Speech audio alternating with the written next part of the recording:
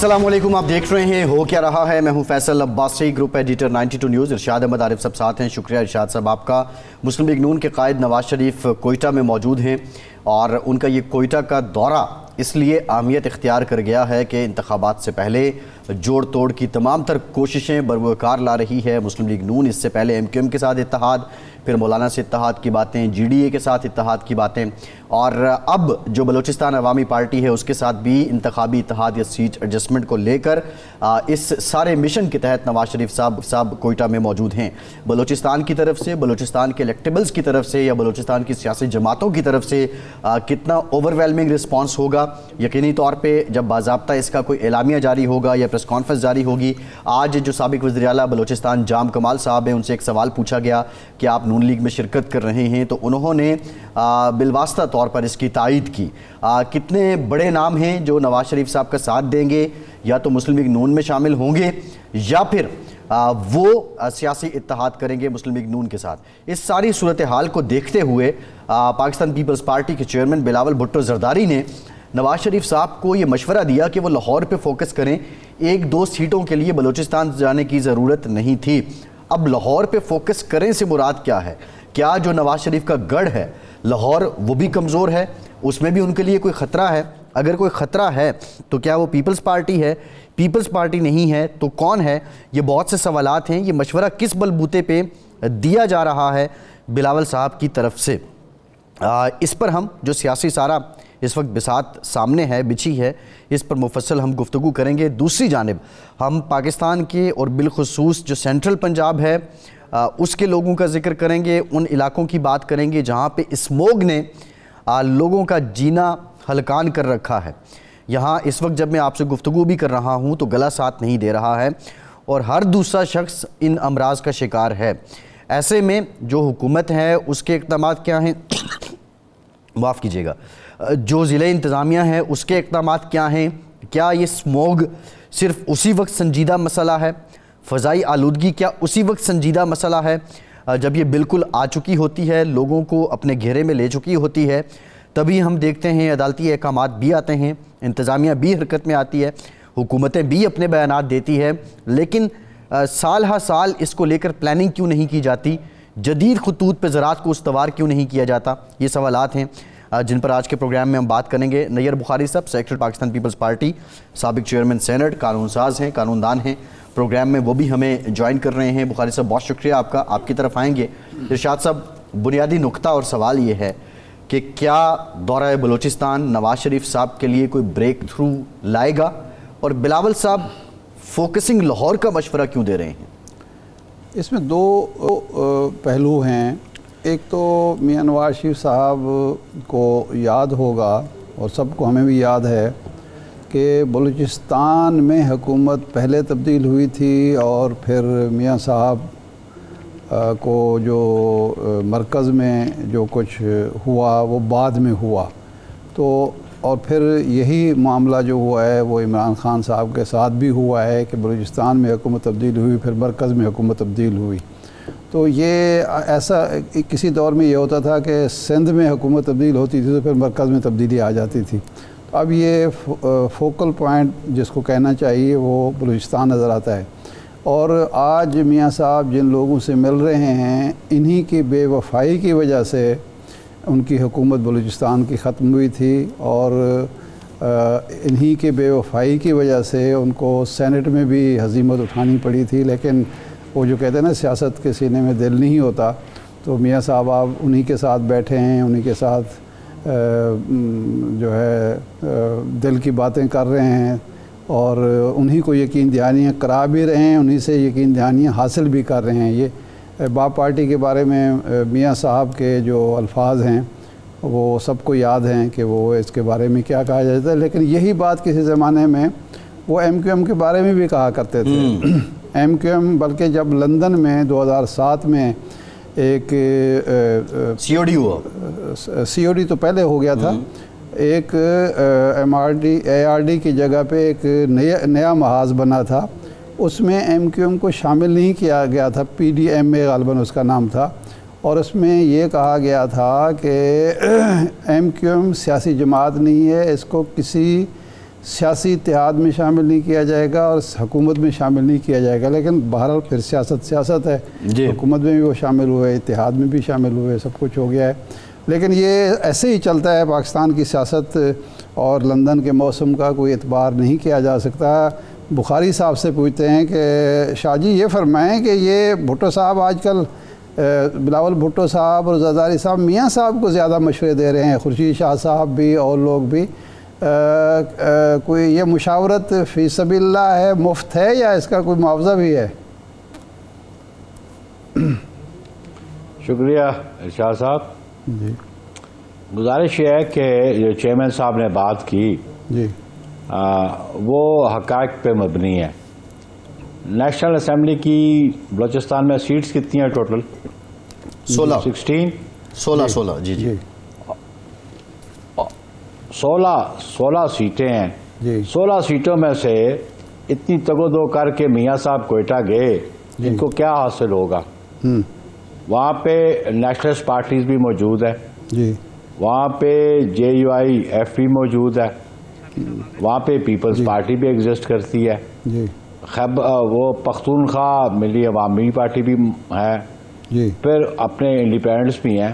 तो चेयरमैन साहब ने कहा कि आप 1-2 सीटों के लिए वहाँ जा रहे हैं तो आप अपनी लाहौर की सूरत हाल को देख लें कि जहाँ पे आपकी अपनी गवर्नमेंट में जो बाई इलेक्शंस हुए थे तो कितनी सीटें आप जीत पाए थे उन 17-18 सीटों में से प्रोविंशियल असेंबली की।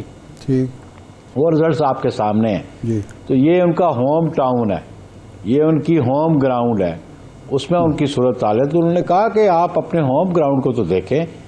आप कभी कराची सिंध में MQM से जाके ताद करने की बात करते हैं, कभी वहाँ करते हैं, तो बाप वो जमात उसको बनाने वाले कौन है, किनके कहने पे, किनकी मुशावरत पे वो जमात बनी, फिर उस का कंडक्ट क्या रहा इमरान खान साहब की गवर्नमेंट में, और फिर उनका कंडक्ट क्या रहा जब बड़ा इतराज़ हुआ कि जी लीडर ऑफ अपोजिशन जो यूसुफ गिलानी साहब बने, ये बाप ने बनाया। तो इस किस्म की गुफ्तगू शनीद करने के बाद फिर अब उनके पास चले भी गए। अभी श्योर नहीं है कि वो मर्जर होगा एंड में या अलायंस होगा। तो इसलिए बलूचिस्तान है 16 सीटों में से ये कितनी हासिल कर पाएंगे। इनके जो ऑब्वियसली हर आदमी वो आज़ाद है अपनी सियासत के बारे में फ़ैसला करने में, लेकिन हम समझते हैं कि मुशावरत या मशवरा जो बिलावल साहब ने दिया, उन्होंने ग्राउंड रियलिटीज़ को सामने रख के बात की है। बुखारी साहब, लेकिन यही जो शिकवा है या गिला है वो बलूचिस्तान के लोग करते हैं, मुंतखब नुमाइंदे और अवाम करते हैं कि हमारी चूँकि सीटें कम हैं तो इसलिए बड़ी सियासी जमातें जो हैं वो बलूचिस्तान को नज़रअंदाज करती हैं, बलूचिस्तान के मसाइल पर तवज्जो नहीं देती हैं, उनके हल पर तवज्जो नहीं देती कि हमारी सीटें कम हैं, हमारी सीटें ज़्यादा तो फिर भागे आएंगे। अगर मियाँ साहब कौमी धारे में लाने के लिए बलूचिस्तान को और बलूचिस्तान के महरूमियाँ दूर करने के लिए फोकस कर रहे हैं तो ये तो खुशाइंद बात है। देखिए बात यह है कि खुशाइंद बात है वह कि जो अपना जो माजी का कंडक्ट है उसको सामने रख लें। जी। बलूचिस्तान के लिए पाकिस्तान पीपल्स पार्टी ने सबसे बेहतर तरीका अपनाया।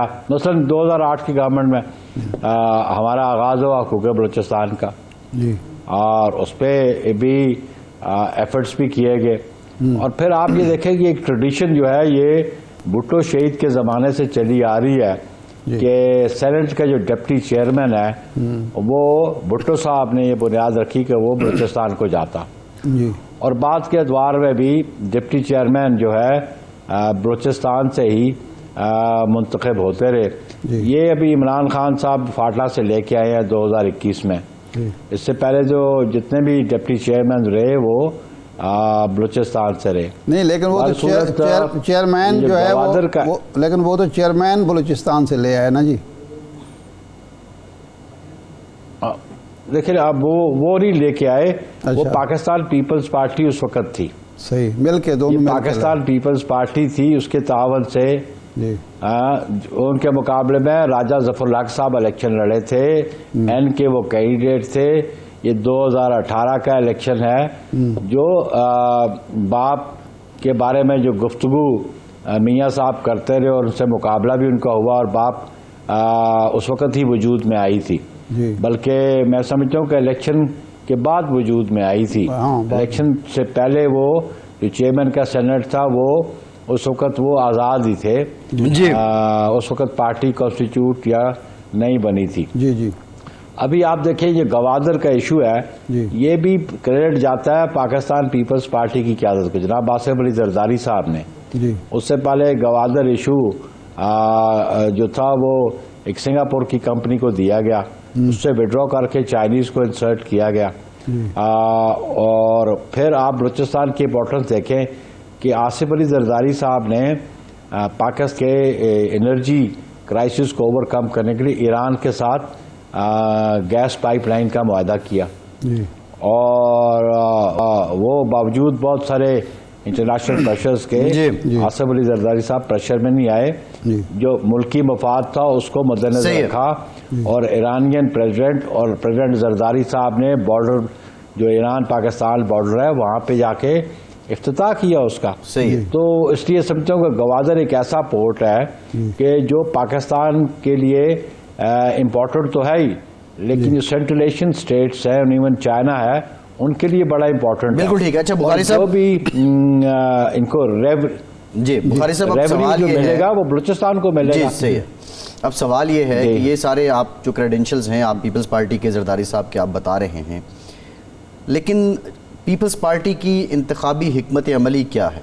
ग्राउंड रियलिटीज़ को अगर हम देखें तो वो एक पुरानी एक बड़ी जमात होने के नाते जो आपको रिस्पांस पंजाब से तवक्को कर रहे हैं या बलूचिस्तान से या KPK से, वो अभी उस तरह नज़र नहीं आ रहा। क्या आप इलेक्टेबल्स की गेम में जाएंगे?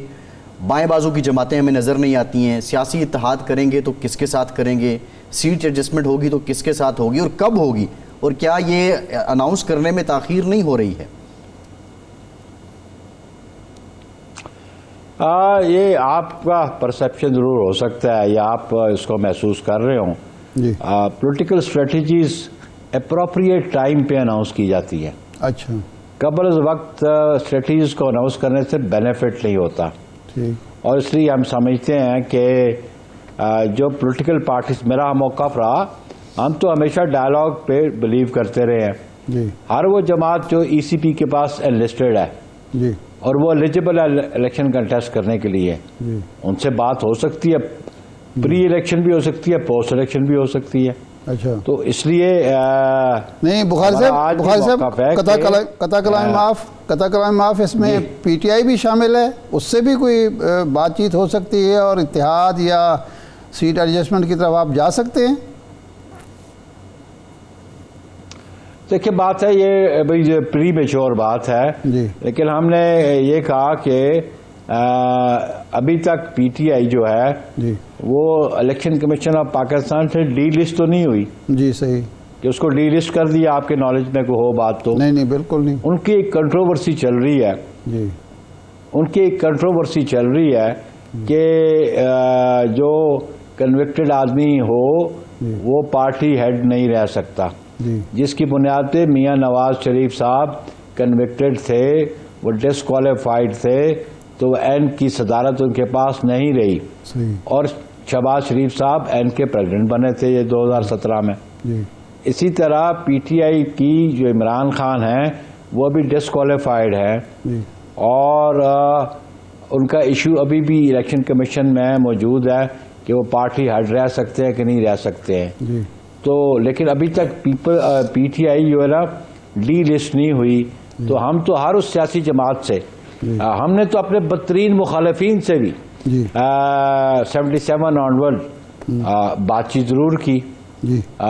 उस वक़्त भुट्टो शहीद ने अपने ओपोनेंट्स PNA के साथ डायलॉग किए, तो MRD हम बनी, तो बुखारी साहब PTI के साथ पॉलिटिकल प्रोसेस में बात करने में कोई हर्ज नहीं है। PTI के साथ कोई चैनल एक्टिव है आपका एडजस्टमेंट के लिए, इत्तेहाद के लिए? किसके साथ? PTI के साथ।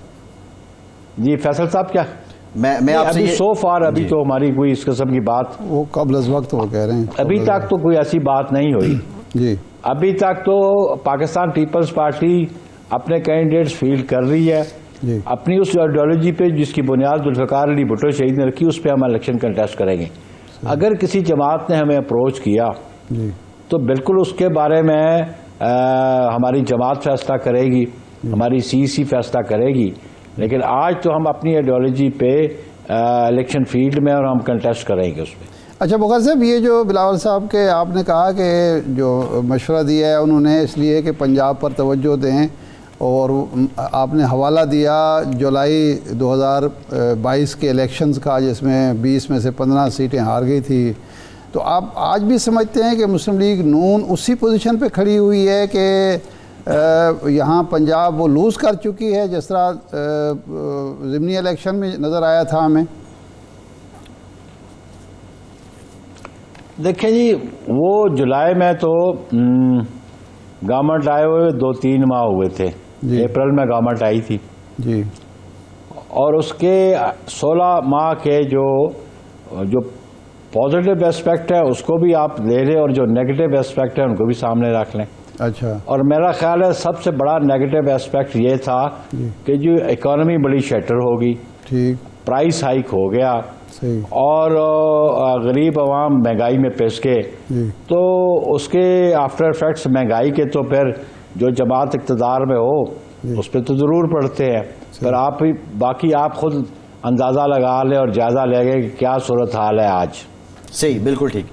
बहुत शुक्रिया नैयर बुखारी के वक्त का, बड़ा कानूनी नुक्ता उठाया है नैयर बुखारी साहब ने। आगे चल के इस पे बात करेंगे और ब्रेक के बाद इस पे भी बात करेंगे जो सेनेट में करारदाद मंजूर हुई है, जो सुप्रीम कोर्ट का फैसला आया है मिलिट्री कोर्ट से मुतालिक, इस करारदाद पे बात करेंगे। हमारे साथ रहिए।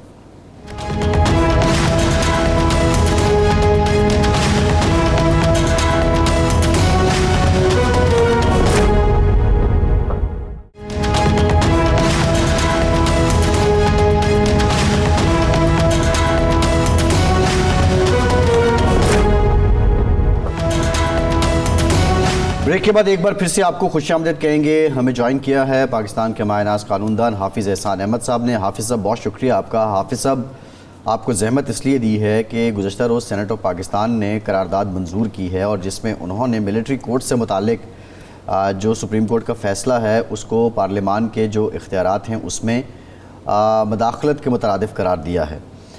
ये बताइएगा कि इस करारदाद को देखते हुए ये आप समझते हैं कि मदाखलत है और इसके असरात क्या होंगे आइंदा जो उमूर हैं इससे मुताल्लिक़? बिस्मिल्लाहिर्रहमानिर्रहीम, आपका बहुत शुक्रिया। अगर तो रिसेंट एक judgment supreme court of Pakistan की आई है जो प्रैक्टिस एंड प्रोसीजर एक्ट पे है। 2023 के अंदर जो लॉ आया था जिसको सुप्रीम कोर्ट ऑफ पाकिस्तान ने प्रेम्प्ट किया और उसको इन्वोक होने से पहले ही, यानी कि उसको लागू होने से पहले ही सुप्रीम कोर्ट ऑफ पाकिस्तान ने उसके ऑपरेशन को सस्पेंड किया। और उसके बाद आपने देखा कि एक लार्जर बेंच बना और लार्जर बेंच वो पूरे यानी कि फुल कोर्ट जितने भी जजेस अवेलेबल थे सुप्रीम कोर्ट के वो बैठे और उन्होंने एक 10-5 से एक फ़ैसला किया। और प्रैक्टिस एंड प्रोसीजर एक्ट जो था उसके अंदर बहुत सारी चीज़ें ऐसी थी और स्पेशली ये भी कहा जा रहा था कि आर्टिकल 191 के नीचे पार्लियामेंट जो है वो लेजिस्लेशन नहीं कर सकती और ये इंडिपेंडेंस ऑफ जुडिशरी जो है उसके अंदर एक इंटरवीन है या स्टेप इन है। लेकिन सुप्रीम कोर्ट ऑफ पाकिस्तान ने जो 3 प्रिंसिपल्स जो है उसके अंदर डिसाइड किया, एक उसके अंदर ट्राइकॉटमी ऑफ पावर वाली बात आई और दूसरी ये बात आई कि अगर कोई इदारे के अंदर ऐसी चीज़ें जो होनी चाहिए थी जो फुल कोर्ट के अंदर हो, अगर वो नहीं की गई तो पार्लियामेंट ने एक अच्छी लेजिस्लेशन की है तो उसको उसकी बुनियाद के ऊपर कि वो आर्टिकल 191 ये हमारा काम था उसको पार्लियामेंट को नहीं करना चाहिए था। तो ये कोई ऐसी बात नहीं है कि उस लॉ को जो है वो अल्ट्रा वायरीज ऑफ द कॉन्स्टिट्यूशन किया जाए। और तीसरा ये है कि जो हालात या सिचुएशन ऐसी थी जिसमें आपने देखा कि आर्टिकल 184(3) की जो एक्सरसाइज थी या उसके बाद चीफ जस्टिस की जो डिस्क्रिप्शन थी कॉम्पोजिशन ऑफ बेंच, उसके ऊपर भी चीफ जस्टिस ऑफ पाकिस्तान ने कमेंट्स की और आप सारों ने उस लाइव प्रोसीडिंग्स के अंदर देखा कि किस तरह चीफ जस्टिस ऑफ पाकिस्तान जो थे वो अपनी अथॉरिटी के ऊपर ये कहना चाह रहे थे कि अगर इसको कंसल्टेशन प्रोसेस के अंदर लेके आ जाया जाए तो उससे बेहतर बात कोई नहीं है। तो अगर उसी प्रिंसिपल को हम यहाँ पे फॉलो कर लें तो उसके अंदर तो बात बड़ी वाज़ेह है कि लेजिस्लेटिव कॉम्पिटेंसी भी है। सुप्रीम कोर्ट ऑफ पाकिस्तान ने 1975 के अंदर भी होल्ड किया कि ये जो 2 अमेंडमेंट मिलिट्री कोर्ट्स के अंदर आई है, सेक्शन 2D1 की और उसके अंदर सेक्शन 59(4) की, तो उसके अंदर जब ये चीज़ें आई तो फिर हमारा जो कॉन्स्टिट्यूशन था जब ये बना तो उसके अंदर भी इसको प्रोटेक्शन जो थी वो इन लॉज को, जो मिलिट्री लॉज थे पाकिस्तान आर्मी एक्ट का 1952 का, उसके बाद पाकिस्तान एयरफोर्स का 53 का और नेवी ऑर्डिनेंस जो था 61 का, उसको प्रोटेक्शन दी गई कि आप इन लॉज को अल्ट्रा वायरीज नहीं कर सकते on the touch stone of the constitution, fundamental rights थी।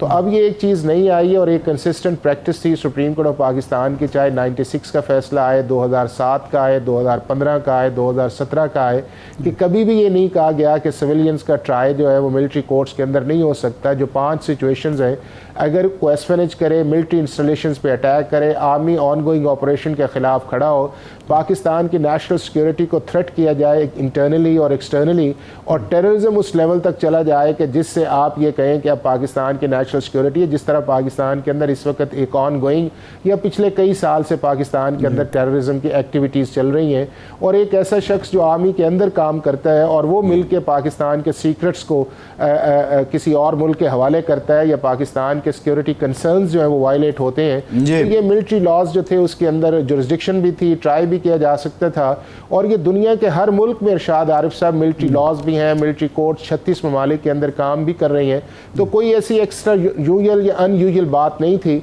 लेकिन सुप्रीम कोर्ट ऑफ पाकिस्तान ने पहली दफ़ा जब इन चीज़ों को 9 मई के कॉन्टेक्स्ट के अंदर जाके तो एक ब्लैंकेट इम्यूनिटी दी है आपके मुल्क के अंदर कि अब कोई भी सिविलियन जो है जो पाकिस्तान के अंदर इन सारी एक्टिविटीज़ के अंदर इन्वॉल्व हो, आप उसको मिलिट्री लॉज के अंदर या मिलिट्री कोर्ट्स में नहीं ला सकते because of the judgment of supreme court. तो ये एक बहुत बड़ा वैक्यूम आया है और उसी की तरफ सेनेट ने भी कंसर्न शो की और बहुत सारे लोग भी इस पर कंसर्न कर रहे हैं, और स्पेशली सारे वो इदारे कर रहे हैं जिनका स्टेक्स इस चीज़ के अंदर है कि एक ऐसा लॉ है जो कभी भी सिविलियंस को विक्टिमाइज करने के लिए इस्तेमाल नहीं हो। और हमारी इंटरनेशनल रैंकिंग भी जो है मिलिट्री कोर्ट्स में दुनिया में 7वें नंबर पे है, और कुलभूषण के केस के अंदर इंटरनेशनल कोर्ट ऑफ जस्टिस ने हमारे प्रोसेस को भी एक्नॉलेज किया है, और इस प्रोसेस के अंदर जहां तक ड्यू प्रोसेस ऑफ लॉ या राइट ऑफ अपील है वो भी सुप्रीम कोर्ट ऑफ पाकिस्तान बारहा कह चुकी है कि आप इसको हाई कोर्ट में भी ला सकते हैं।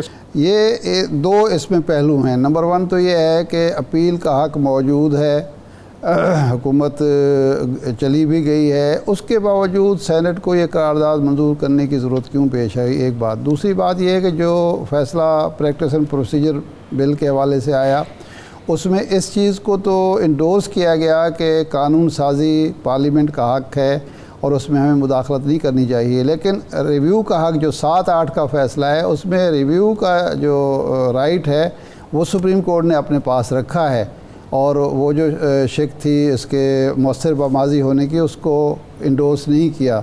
तो इसका मतलब है कि एक तो रिव्यू का हक है, और दूसरा ये है कि बजाय इसके कि वो अपील जो जा रही है उस पर इंतज़ार करने के सेनेट को ये करारदाद क्यों मंजूर करनी पड़ी।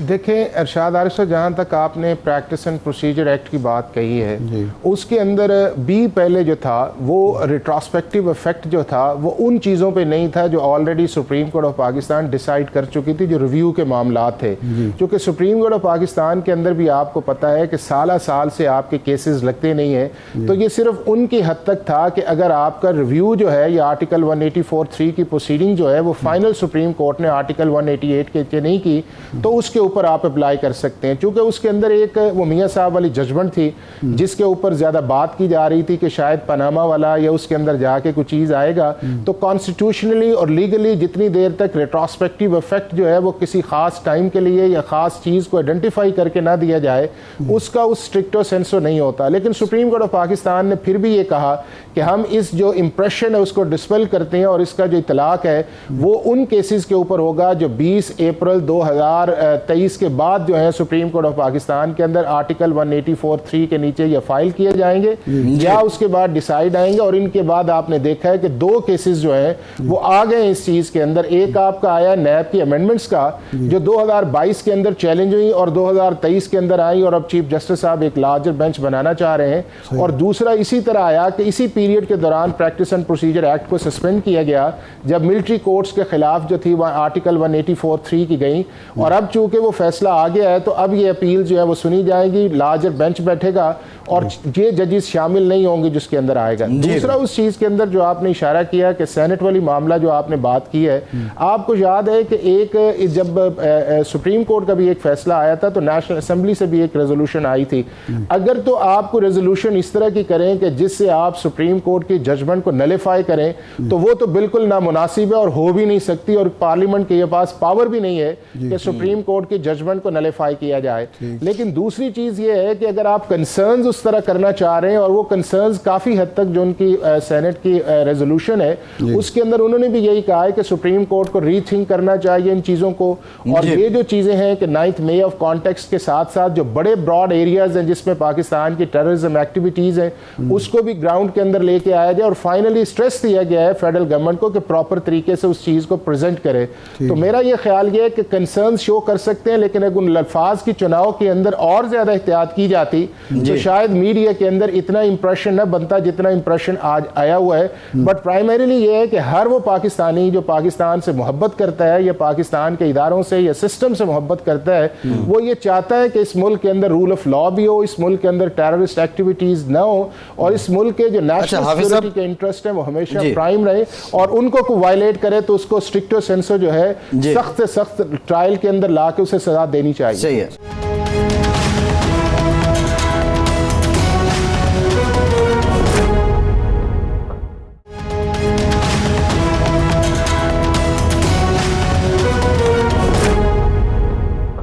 ये बताइएगा कि जो इंसदाद दहशत गर्दी की अदालतें हैं उनमें जब किसी मुल्जिम का ट्रायल होता है, और इन कंटेक्स्ट ऑफ जो हमारा लॉ एंड जस्टिस इंडेक्स है उसको भी मद्देनज़र रखते हुए, और जो मिलिट्री कोर्ट्स में जब दहशतगर्दी के इल्ज़ाम में किसी का ट्रायल होता है, बुनियादी फ़र्क क्या है और दोनों के नतीजे में बेहतर नताइज किसके मिले हैं? देखें, एक तो ये है कि जिस तरह वो इंग्लिश का एक है ना कि एप्पल विद एप्पल, अगर आप उस कॉन्टेक्स्ट के अंदर बात करें तो आपको इस सारे की समझ आएगी। अब पाकिस्तान के अंदर भी जो ट्रायल्स हैं वो कई सिचुएशंस के अंदर कई स्टेटस के होते हैं। एक आपका होता है माइनर ऑफेंस के लिए आपने मैजिस्ट्रेट को पार दी हुई है कि समरी ट्रायल कर ले। उसके बाद जो आपके ऑर्डिनरी ऑफेंसेस हैं, चाहे इवन मर्डर भी उसके अंदर शामिल है, आपने उसके अंदर रेगुलर आपकी जो क्रिमिनल कोर्ट्स हैं उनको दिया हुआ है। और फिर अगर आप समझते हैं कि वो जो मर्डर या इस तरह की एक्टिविटी टेररिस्ट की उस लेवल तक चली गई है कि पब्लिक एट लार्ज को इफेक्ट करती है, तो वहाँ के ऊपर आपने एंटी टेररिज्म एक्ट भी जो है 97 का और उसके नीचे भी काम कर रहे हैं। लेकिन ये जो सिचुएशन ऐसी हैं जो आपके नेशनल सिक्योरिटी कंसर्न्स हैं या मिलिट्री इंस्टॉलेशंस के ऊपर आपकी सिक्योरिटी है, या उसके बाद आपकी एस्पेनेज है, स्पाई है, या जो फॉरेन फंडिंग है या मिलिट्री का ऑन गोइंग ऑपरेशन है, उसके अंदर दुनिया के स्टैंडर्ड प्रैक्टिस एंड प्रोसीजर भी चलती है और उसके प्रिंसिपल्स। उसकी बुनियादी वजह यह है कि जब आप इन ट्रायल्स को करते हैं तो आपको एक एक्सपर्टीज चाहिए, दूसरा इसके अंदर स्टेट सीक्रेट्स होते हैं, तीसरा इसके अंदर कॉन्फिडेंशियलिटी इसके अंदर होती है, चौथा इसके अंदर एक्सपीडिशियस इस चीज के अंदर आते हैं, और पांचवा जो सबसे इंपॉर्टेंट इस चीज के अंदर आता है वो ये आता है कि आपकी वो सारी एविडेंस जो है जिसको आप लेके आना चाह रहे हैं या करना चाह रहे हैं, उसके अंदर बहुत सारी ऐसी चीजें होती हैं कि जिसको आप पब्लिक के अंदर ला नहीं सकते। और फाइनली इंपॉर्टेंट जो है वो आपके जजेस या लॉयर्स, उनके लिए भी सिक्योरिटी का इशू है। आपने देखा कि जब भी हमारे मुल्क के अंदर एक वेव या इस तरह की आई थी तो सबसे बड़ा टारगेट या जजेस बने थे या लॉयर्स बने थे, और उसके बाद विटनेसेस बने थे, और ये हमारे मीडिया ने भी देखा, हमारे न्यूज़पेपर्स ने भी देखा।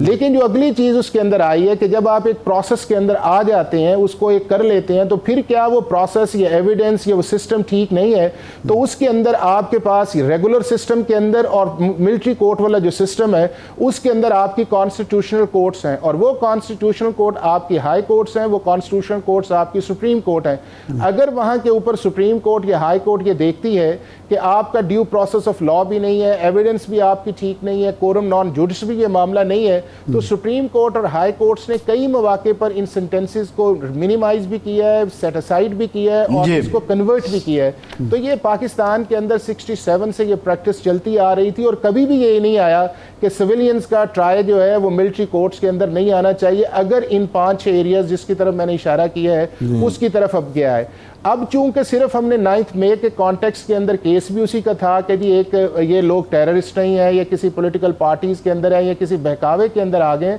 बट अल्टीमेटली कानून तो ये कहता है कि अगर आपने कोई ऐसा जुर्म किया है और कानून की जुबान के अंदर या लैंग्वेज या बुक के अंदर जुर्म है तो उसका ट्रीटमेंट तो उसके मुताबिक होना चाहिए। अगर आप ये प्रैक्टिस आज अलाउ कर देते हैं तो कल को और भी कई आएंगे और वो यही एक्सक्यूज लेंगे कि हमें तो कोई पकड़ सकता है, हमें भी उनकी तरह करना चाहिए।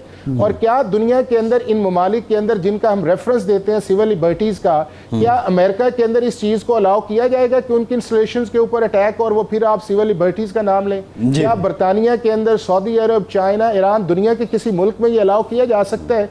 आप उस कॉन्टेक्स्ट के अंदर इस चीज को देखें और वहां पे जाके इसके सॉल्यूशंस निकालें। हाँ, एक चीज है कि वो ये है कि जिनको आपने देखा कि बहुत सारे लोग थे, सैकड़ों लोग थे, लेकिन सिर्फ 103 के जो थे वो केसेस सुप्रीम कोर्ट को बताया गया कि वहां पे गए और वहां पे भी ये था कि अगर कमांडिंग ऑफिसर या मिलिट्री एक्ट या कोई SOP बन जाता तो ओरिजिनल जुरिस्डिक्शन रहती और बाकी चीजें अगर एड्रेस कर दी जाती तो शायद ना इतने कंसर्न्स आने थे ना क्रिटिसिज्म आनी थी। लेकिन अब आपका आ गया और इसका एक सिंपल एग्जांपल्स आपको देता हूं कि आपके मुल्क के अंदर रिसेंटली जितने भी मिलिट्री इंस्टॉलेशंस पे अटैक आए हैं या आपके फौजी शहीद हुए हैं या आपके जो लोग सिविलियंस गए हैं और जिन टेररिस्ट ने किया है, अब आप उनको ना ऑफिशियल सीक्रेट एक्ट के अंदर ट्राई कर सकते हैं, ना आप उनको जो है मिलिट्री लॉज के अंदर ला सकते हैं, ना मिलिट्री कोर्ट्स के अंदर ला सकते हैं। और इवन ये है कि जब आपकी 21वीं आईनी तरमीम आई तो 350 से ज्यादा जो लोग कन्विक्ट किए गए थे टेररिस्ट से, उनकी अपील्स भी आज तक सुप्रीम कोर्ट में पड़ी हुई हैं। तो वो भी एक क्वेश्चन मार्क आएगा कि अगर सुप्रीम कोर्ट ऑफ पाकिस्तान ने 1967 की अमेंडमेंट को सेट असाइड किया है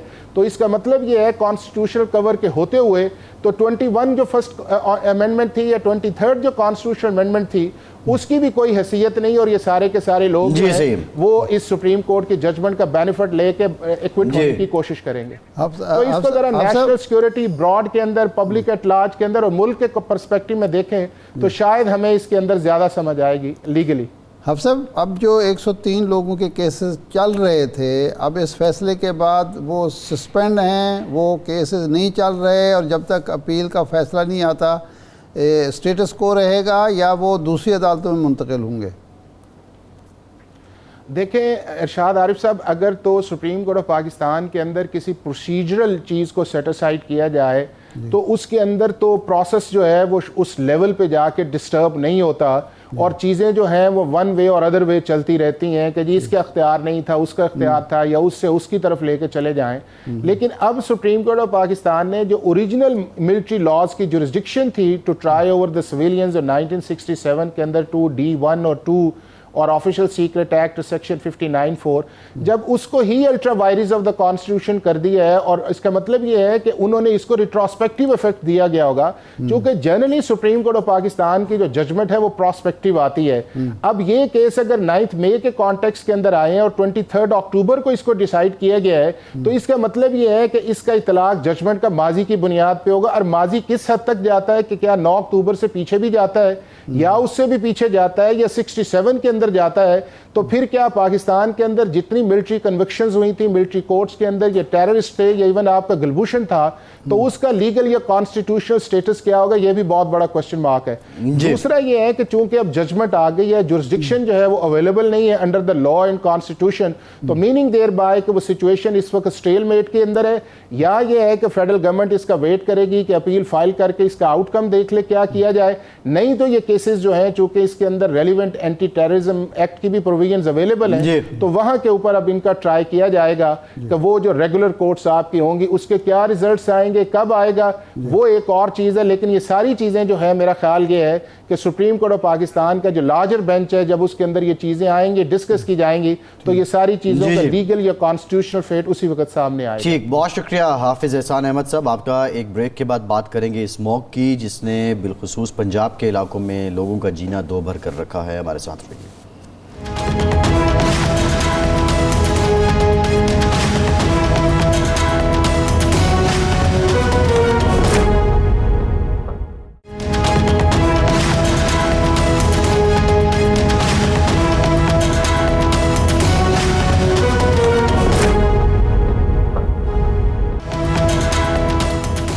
ब्रेक के बाद एक बार फिर से आपको खुशामदीद कहेंगे। हमें ज्वाइन किया है डॉक्टर जावेद अकरम साहब ने, वज़ीर सेहत हैं पंजाब के और बिलखुसूस तिब के शोबे में मलिका हासिल है इन्हें। बहुत शुक्रिया डॉक्टर साहब आपके वक्त का। डॉक्टर साहब ये बताइएगा कि जो स्मोक के इस वक्त हालात हैं यहाँ पे, तो सांस लेना बहुत मुश्किल हो रहा है। इसका हल क्या है, इसके तदारुक क्या है, इरशाद साहब डॉक्टर साहब से भी पूछेंगे कि इरशाद साहब ये पिछले कुछ सालों से हम देख रहे हैं कि हर साल तकरीबन पहले एक हफ़्ता, फिर 2, फिर 3 हफ्ते, और ये दौरानिया बढ़ता ही जा रहा है। लाहौर शहर में रहना तो बहुत मुश्किल हो जाता है। अब इसके जवाब बहुत से पेश किए जाते हैं, गाड़ियाँ बढ़ गई, फैक्ट्रियाँ धुआं छोड़ती हैं, बाकियात जलाई जाती हैं फसलों की। क्या हम बेबस हैं इसके सामने? इसको कोई ना कोई हल मौजूद ही नहीं है? नहीं, कोई बेबस नहीं है। ये हमारी इंतज़ामिया की, हमारी मुख्तलिफ़ हुकूमतों की जो इस अरसे में इक़्तिदार में रही हैं, नाकामी है। मैं तो नालायकी का लफ्ज़ भी इस्तेमाल कर सकता हूँ। इससे कहीं बदतर सूरत हाल एक दफ़ा पैदा हुई थी चीन में, और कई हफ्ते तक फ़्लाइट्स जो हैं वो लैंडिंग नहीं हो सकती थी बीजिंग में, दारुल हुकूमत में, लेकिन वहाँ काबू पा लिया गया। शंघाई में ये हुआ। शंघाई में तो उन्होंने ये किया कि बड़ी बड़ी बिल्डिंग्स गिरा के उन्होंने पार्क बनाए, दरख्त लगाए। हर 3 किलोमीटर पर एक पार्क का होना और एक छोटे से जंगल का होना ज़रूरी है। तो हुआ ये है कि सिर्फ मौजूदा हुकूमत को आप नहीं कह सकते, ये कई साल से हो रहा है, और हर साल ऐलान किया जाता है कि अब हम ये करेंगे, ये करेंगे, ये करेंगे। पिछले साल की बात है, सबका हुकूमत की बात मैं कर रहा हूँ। पिछले साल मैं यहाँ से, उन दिनों सख्ती थी कि जी जहाँ बाक़ियात जलेंगी, डिप्टी कमिश्नर को हुक्म था कि फौरी तौर पर गिरफ़्तारी करके आप जेल में डाल देंगे। ऐलान ये था, हमने यही सुना। मैं लाहौर से मुल्तान मोटरवे पर सफ़र किया मैंने शाम के टाइम। यहाँ लाहौर का जो इंटरचेंज है, मुल्तान की तरफ जाते हैं, यहाँ से हम शुरू हुए और पीर महल तक मुसलसल धुआं ही धुआं था, और बड़ी मुश्किल से हम वहाँ तक पहुँचे। कोई डिप्टी कमिश्नर किसी को गिरफ़्तार नहीं कर रहा था, कोई रोकने वाला नहीं था, कोई टोकने वाला नहीं था। अब मौजूदा हुकूमत ये कोशिश कर रही है, लेकिन हम करते क्या हैं कि एक दिन ऐलान हुआ कि जी हफ्ता एतवार पीर को लॉकडाउन होगा, लेकिन एक बारिश हुई और हमने उसको लॉकडाउन को ख़त्म कर दिया। तो जानते हैं ना ज़रा डॉक्टर साहब से, डॉक्टर साहब से पूछते हैं कि डॉक्टर साहब कहाँ नाकामी है कि ये हर साल का मसला है और हल नहीं हो पा रहा? बहुत शुक्रिया इरशाद भाई। देखें, लाहौर सरे फहरिस्त है अनफॉर्चुनेटली, और इसके गिरदनवा ये मल्टीपल फैक्टर्स हैं। जब हम स्कूल में जाते थे इस वक्त फॉग थी जो सफ़ेद रंग की थी, तो जाहिर है विजिबिलिटी तो वो भी थोड़ी सी कम करती थी, लेकिन इसके हेल्थ हैजर्ड कोई खास नहीं, सही थोड़े बहुत थे। तो जब ये स्मॉग बनी, और स्मॉग का मतलब ये है कि जब हम गर्मियों से सर्दियों में जाते हैं, या सर्दियों से गर्मियों में जाएंगे, तो वेपर्स जो हैं वो कंडेंस हो जाते हैं। जैसे आपके फ्रिज में भी आपने देखा होगा कि वो सस्पेंडेड वेपर्स होते हैं बादल की सूरत में आपके ऊपर। अगर तो हवा चले तो वो हट जाते हैं, अगर हवा ना चले, स्टैटिक रहे, तो वो फिर वहाँ इकट्ठे होते हैं। और फिर उसमें अब ये हुआ है कि पोल्यूटेंट्स ऐड हो गए, और पोल्यूटेंट्स में सबसे ज़्यादा नुमायाँ उसमें कार्बन है, नाइट्रोजन है, उसमें लेड है, उसमें इवन आर्सेनिक भी है। अच्छा, ये सारी कहाँ से आती हैं चीज़ें? ये आपने बिल्कुल बजा फरमाया 100% कि ज़्यादा जो हमारा ख्याल है इस पे हमने वज़ीर आला साहब की ज़ेरे क़यादत बहुत सारी मीटिंग्स की। कंट्रीब्यूशन वो डबल बर्निंग से है जिसका आपने जिक्र किया, जो बाकियात रह जाती हैं चावल की और जल्दी होती है गंदम बीजने की, तो सबसे खुश रही है कि उनको आग लगा दी, क्योंकि उनको प्रैक्टिकली इकट्ठा करना इम्पॉसिबल है, वो महीनों लग सकते हैं। जो आपने कहा कि जिन हुकूमतों ने ये किया कि FIR हटा देंगे, हमें भी बहुत एडवाइस किया गया और हमने सख्त रिक्वेस्ट किया। बल्कि मेरा ही ख्याल था, मैंने कैबिनेट में वहाँ पे भी कहा, मैंने कहा कि आप इसका अल्टरनेटिव दे दें कि किसान फिर क्या करे, अगर वो जलाए नहीं इसको कोई अल्टरनेटिव बता दें। ये तो नहीं कि वो आगे गंदम ही ना बीजे, गंदम नहीं बीजेंगे जब किसान पूरे पंजाब के तो वो गंदम की आपको 30 शॉर्टेज हो जाएगी और वो तो भूख से मर जाएंगे किसान। तो इसको भी अल्टरनेटिव तो दें। तो फिर जब हमने अल्टरनेटिव की तरफ गए, हमने पूरी फीजिबिलिटी बनाई, पूरा प्लान बन चुका है। और वो अल्टरनेटिव ये है कि जो दुनिया में हो रहा है वो है कि इसको जब स्टबल को निकालने के लिए आप हैप्पी सीडर यूज करते हैं मशीन, जैसे हमारी हार्वेस्टिंग मशीन है, इसी तरह इसकी सीडिंग मशीन है जो आपके बीज गंदम से स्प्रेड करती जाती है लाइनों में और इनको उठाती है। सही। अब जब उसकी हमने कॉस्टिंग की कि हमें कितने की आएगी, कितनी जल्दी आएगी, इम्पोर्ट करनी है, तो वो तकरीबन हमें 50 अरब से थोड़ा सा ज्यादा पैसा चाहिए। तो जाहिर है हम तो गवर्नमेंट है और हमारे पास ना इतने वसाइल भी नहीं और इतनी हमारी पास कोई बिल भी नहीं है कि इस किस्म की पॉलिटिकल बिल कि हम इसको कर सकें या पॉलिसी बना सकें या हमारे पीछे फैमिली खड़ी हो, तो ये मुमकिन नहीं। लेकिन हमने एक काम जरूर किया कि हमने पूरी फिजिबिलिटी बना के गवर्नमेंट जो भी आएगी इलेक्टेड गवर्नमेंट उसको देगी। अच्छा डॉक्टर साहब, एक तो ये बाकियात का इशू था, फसलों की बाकियात का, लेकिन शहर लाहौर में जो ये धुआं देने वाली गाड़ियां हैं वो धड़ल्ले से चलती हैं, जो भट्ठे हैं हमारे ज़िगज़ैग टेक्नोलॉजी पे नहीं गए, और भी जो आप बेहतर समझते हैं, उनकी रोकथाम के लिए अब हुकूमत क्या कर रही है? देखिए आरिफ भाई, बिल्कुल आपने सही निशानदेही की। जैसे हमें प्रमोट करनी चाहिए इलेक्ट्रिकल व्हीकल ईवी के, इससे कस्टम ड्यूटी खत्म कर देनी चाहिए, वो किसान कर देनी चाहिए, छोटी गाड़ियों की कम अज कम 10% 20% हो जाए। दूसरा ये है कि जो हमारी पब्लिक ट्रांसपोर्ट है, शुक्र है अल्हम्दुलिल्लाह से हमारी ऑरेंज लाइन तो वैसे ही वो रिन्यूएबल एनर्जी है, वो उसमें डीजल में कुछ नहीं है, लेकिन हमारी देशों में डलता है। ये जो हमें करना है कि इनको कन्वर्ट करना है हमने रिन्यूएबल एनर्जी, कुछ गवर्नमेंट करेगी तो आप दूसरों को कह सकेंगे।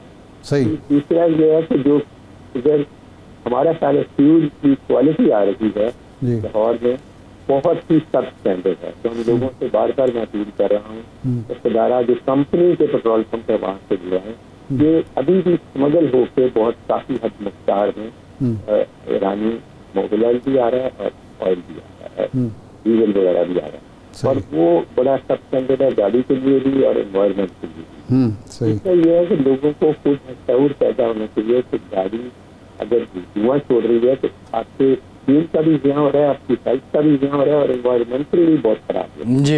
इसीलिए ये जो किया गया था कि हमने सिर्फ आधे दिन की छुट्टी दी थी, जुमे रात को छुट्टी आ गई थी, इकबाल डे थी, तो जुमे को हमने कहा था आधा दिन बंद रहने देते हैं और फिर हफ्ता एतवार से वैसे ही वीकेंड था, तो लोग चले गए, कुछ वो भी इम्पैक्ट हुआ, लेकिन वो वन टाइम था। तो देखें इंडिया में नेक्स्ट डोर, क्योंकि उनकी भी यही प्रॉब्लम है कि इंडिया रेगुलर स्कूल भी बंद कर दिए। ठीक है डॉक्टर साहब आपने बड़ा मुफस्सल इससे मुतालिक बताया, बहुत शुक्रिया। जावेद अकरम साहब आपके वक्त का, इरशाद साहब प्रोग्राम का टाइम खत्म हो गया, बहुत शुक्रिया आपका। आज के प्रोग्राम से इतनी इजाज़त दीजिए।